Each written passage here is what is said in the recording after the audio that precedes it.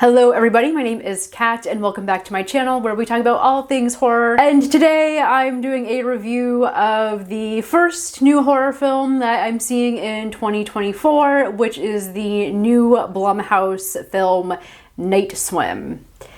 And, well, we're not off to a great start. This is one of those, like, classic January horror films. Like, it used to be when a horror film was released in January, you knew that it was like not going to be that great. And over the years, Blumhouse has actually surprised us with these earlier releases. I believe like Get Out, I think, was a January horror film, or it was at least released in the first quarter of the year. Obviously, you have films like Megan from last year, which I really enjoyed. That was a January movie. So they have subverted our expectations in the past, but they're definitely not doing that here with Night Swim. Night Swim really is one of those kind of, okay, we know we don't have a great film here, so let's just release it at the beginning of the year and hope that everyone forgets about it. And I was thinking on the car ride home, like, you know, this might actually be a good thing, because if you think about last year, right, we started the year off with Megan, which again, in my opinion, I really enjoyed. For a PG-13 thriller, it was pretty well written. Yes, it was commenting on features of technology, but also dealing with much more deeper issues like themes around grief and family and having to make sacrifices, very similar themes to what Night Swim is trying to explore. But we started the year off high with Megan, and then the rest of 2023 for horror films I felt was pretty meh. So now in 2024, since we're starting directly at the bottom, we can only go up from here, right? The main problem with Night Swim is that it is a film that is relying so heavily on annoying jump scares. Everything that we know about the characters we learn through annoying exposition dialogue, and the whole thing with like the monsters and the haunted pool and just the arc of the story is very convoluted, and it only works because you have characters making dumb, annoying choices. Like, they know that there's something wrong with the pool, and yet they still choose to go near it, they still choose to go into the water, and then they're gonna act surprised when something bad happens to them. It's like, well, yeah, you already knew that there was something wrong here. Like, why are you actively putting yourself in these dangerous situations? From my understanding, this is the first of a collaboration between Blumhouse and James Wan's production company, Atomic Monsters, I think it's called. Obviously, James Wan and Blumhouse have partnered together before. And this is the thing that I don't understand, because both Blumhouse, when they want to, they can make a really good horror film. And obviously you have James Wan, who, you know, could be argued is one of our, you know, contemporary auteur horror directors. And he's one of our modern masters of horror with things like Saw, Insidious, The Conjuring. Malignant wasn't really my thing, but I can see why people really enjoy it. And this is what's baffling to me, because I'm like, okay, Jason Blum and James Wan, I know that you both know what it takes to create a really good horror film. A horror film that deals with very deep issues around things like family and just these familial dramas that take place within these haunted settings. Again, you've done it before with things like Insidious and The Conjuring. So I don't understand why they're giving us this crap. Like, I get it, shit happens behind the scenes, but man, I don't know. It's always so disappointing. I'm going to be getting into spoilers for this review, so if you don't want to get spoiled, then I would say click off now. Overall, my general thought is, like,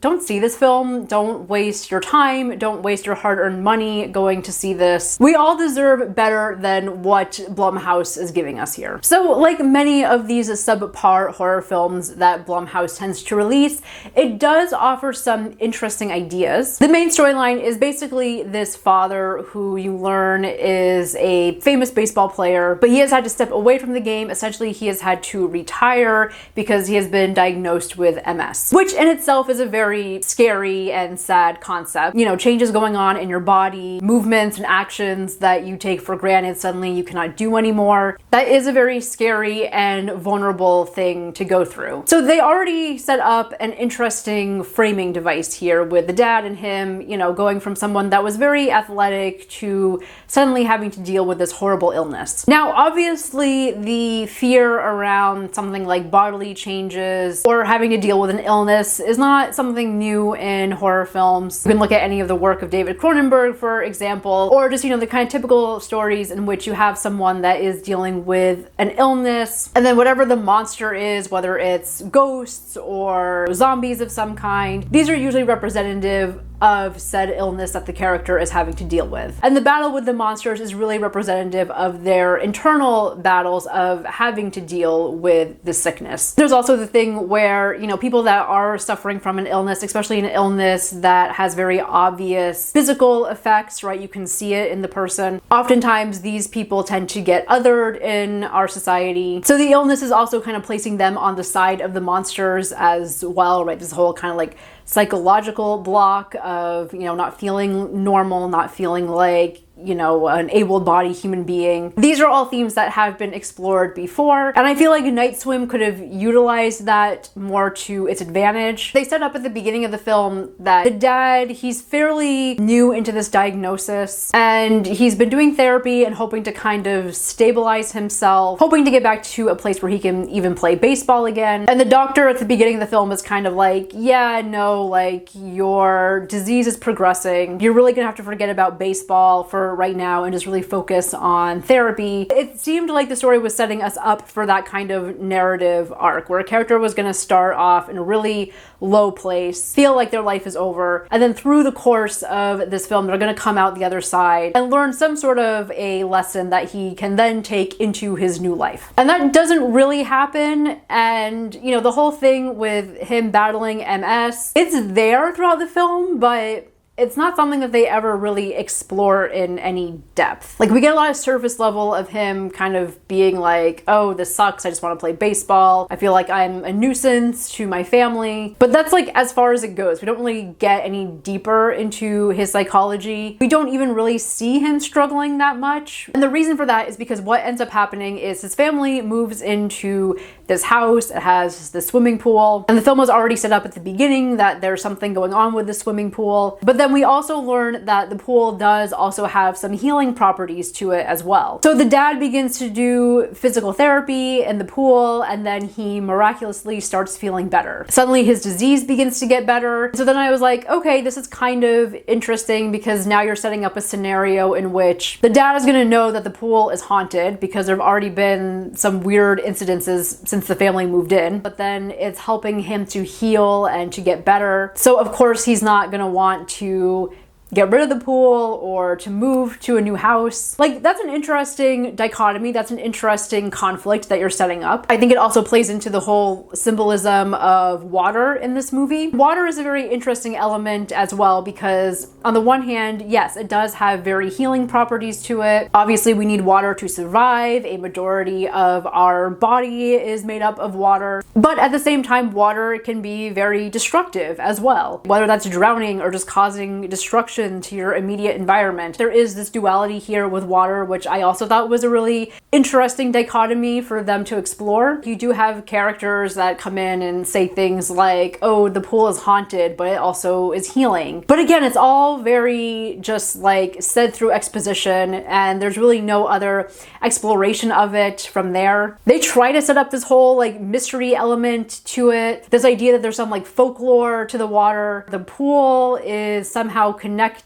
to a natural spring or a natural lake. And I guess the folklore is that it's actually like a magical freshwater lake. People could go and like, toss coins in it and make wishes. But then to have your wish come true, you need to give it some sort of like sacrifice. The film didn't actually go into like what the entity is that's in the water, where it comes from, what it wants, why it needs to give these sacrifices. And unlike other horror films of this type, where clearly, you have a haunting and a lot of the story is dedicated to the characters trying to figure out what this haunting is and where it comes from so that they can get rid of it. You don't get any of that here. All of the information that the characters are given is, again, given to them by other characters through exposition. They don't really have to work for any of the information. It's just easily given to them in this like dialogue vomit. And if you're going to establish that element, I feel like it's an element that needed to be established somewhere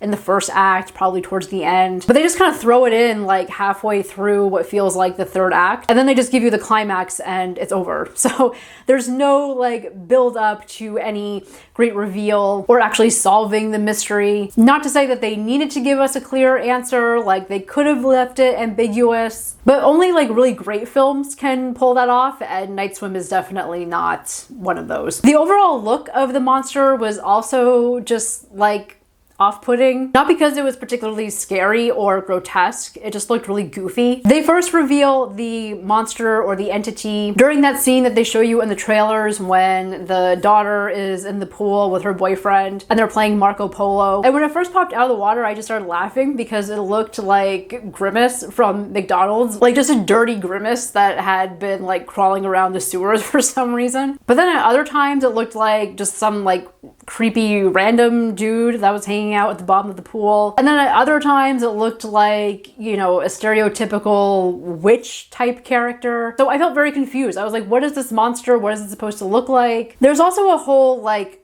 subplot with the dad and his son. So the family is made up of an older daughter and a younger son. And you learn that the son is, you know, he's very timid. He has trouble making friends. He's one of those kids that talked to their imaginary friend until they were like 8 years old. And he wants to be a great athlete like his dad, but the son does not feel close to the dad. And it's kind of suggested that the son maybe feels like he's disappointing his dad. And by the end of the film, it's set up that the father becomes possessed by wherever the hell the entity is in the pool. Then you have this other thing happening where the pool needs a sacrifice. The family has to kill one of their kids in order for the dad to become fully healed again. Now, there's no scenario in which it's like possessed dad takes the son and like throws him into the pool. And then him as a father has to fight these internal demons, right? Kind of come to the realization that there's something evil inside of him and he needs to push back on it in order to save his son. He needs to give up the ability to be healed in order to save his child, right? That's kind of going on this whole idea of sacrifice that the film keeps bringing up. But that doesn't happen. The kid goes out to the pool by himself, and then his dumbass falls in, and then it's the mom that has to go in and save the son. And then you have like this battle where the daughter, she like grabs a baseball bat and starts hitting the dad with it, and it's her that's the one kind of saying like, come on dad, like you're possessed by something, fight it. And so that's what gives him the ability to, you know, be able to like spit up the demon and become normal again. But watching it, I was like, I feel like this would have been so much stronger had it been the son and not the daughter. And because the film has set up the son to be such a wimp throughout the whole thing, it would have been a really great character moment for him to take the baseball bat, this thing that he's been struggling with, right? He can't hit a baseball to save his life, but damn it, he's gonna take that bat at the end and just swing it at his dad and get that demon to get out of his father. It would have been a great moment of character development. It would have been a nice arc for that character, right? Going from the wimp to becoming the hero that he was aspiring to be throughout the whole film. But we don't get any of that with any of the characters. They're all pretty much staying the same throughout the whole film. And then it's a thing where you discover that the demon has possessed the son and is trying to kill him. And then the dad is like, okay, well, I'll sacrifice myself. And then he just like walks into the pool and disappears, and that's it. He just like walks into the pool all dramatically and it's just like, don't look back. I guess this is supposed to be a big moment for you, but like, I don't care. And again, the reason why I don't care is because the film has not properly established you as a character or your relationship with your family. And what was hilarious is that his family didn't really feel anything either. Like the dad dies and then you cut to the aftermath with the family. And they're just standing around by the pool, not looking particularly sad. And then the mom is just like, oh, well, I guess maybe we can move now. We could go anywhere. Like they seem perfectly okay with the fact that dad is just now out of the picture. picture. You know, the relationships between the family just does not feel realistic. The dialogue and the interactions do not feel realistic. You have arguments with the husband and wife, and the wife's just like, we have to leave, the pool is haunted. And then the dad's in the corner just like, no, the pool is the best thing that's ever happened to me. And again, I was just laughing in the theater. So yeah, those are my thoughts on Night Swim. Again, not a great way to kick off the 2024 horror season, but you know, I'm still remaining optimistic. Although I do have to be honest, the trailers that they showed for upcoming horror films didn't really grab me. They showed a longer trailer for that Imaginary film, which again feels like it's going to be a similar film to Night Swim, just these kind of half-assed Blumhouse productions. And they also showed a trailer for The First Omen, which is the first time that I saw it, and man, I was just having a conversation with a friend about this last night. The biggest thing these modern horror films often lack is building an atmosphere, right? Having this kind of atmospheric horror. And I didn't see any of that in the trailer for The First Omen. It looked really busy and all over the place. So I don't know, we'll see what the rest of 2024 has to offer. I mean, there has to be a gem or two in here somewhere, right? If you have seen Night Swim, what did you think about it? Let me know. If you haven't seen Night Swim, don't. But either way, let me know what you think in the comments down below, and I will see you next time. Thank you so much for watching.